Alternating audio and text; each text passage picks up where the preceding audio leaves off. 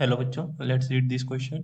That presence of lone pair on central atom of a molecule, although dash in the identification of the shape of molecule, but they dash the shape of a molecule so as to dash lone pair, bond pair, repulsion.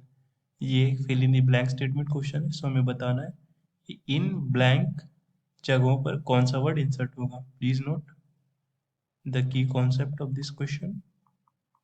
And this is shape of a molecule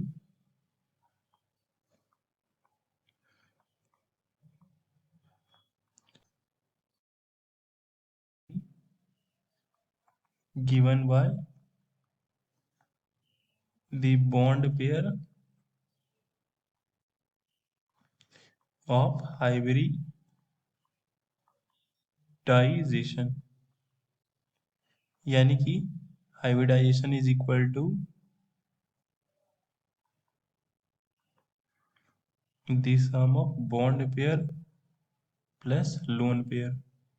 So जब हम CH4 की बात करते हैं तो CH4 के around 4 hydrogen surrounded है. सो इसकी हाइब्रिडाइजेशन आती है बॉन्ड पेयर 4 होने की वजह से इसकी हाइब्रिडाइजेशन आती है 4 + 0 = 4 यानी sp3.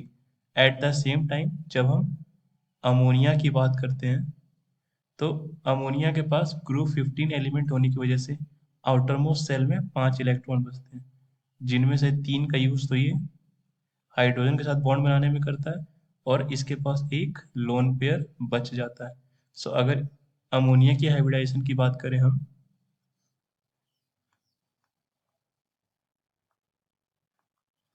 तो हाइब्रिडाइजेशन विल बी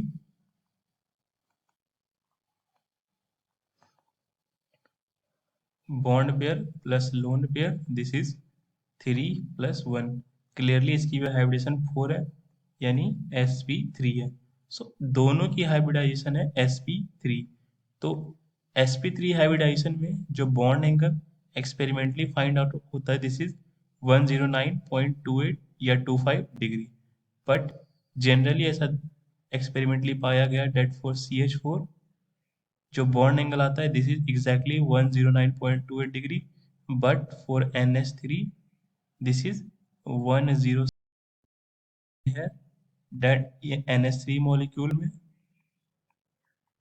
NH3 अपने लोन पेयर और बॉन्ड पेयर के रिपल्सन की वजह से अपने बॉन्ड एंगल को डिक्रीज करके 107 डिग्री कर लेता है, यानी रिपल्सन की वजह से इसकी जो शेप है वो डायस्टॉर्ट हो जाती है. तो अब हम इस fill in the blank statement में इन ब्लैंक्स में वर्ड्स भर सकते हैं. So presence of lone pair on central atom of a molecule although ignored, यानी कि लोन पेयर का प्रेजेंस शेप को डिटरमाइन करने में इग्नोर किया जाता है in the identification of the shape of molecule, but they actually डायस्टॉर्ट.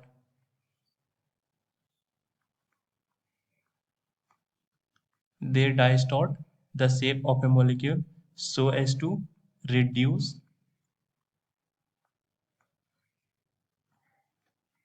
the lone pair bond pair repulsion.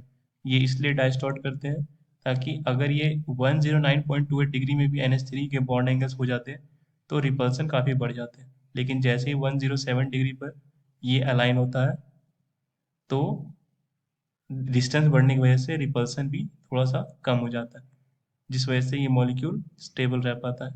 So I hope आपको ये कॉन्सेप्ट समझ आया स्टूडेंट्स. Thank you.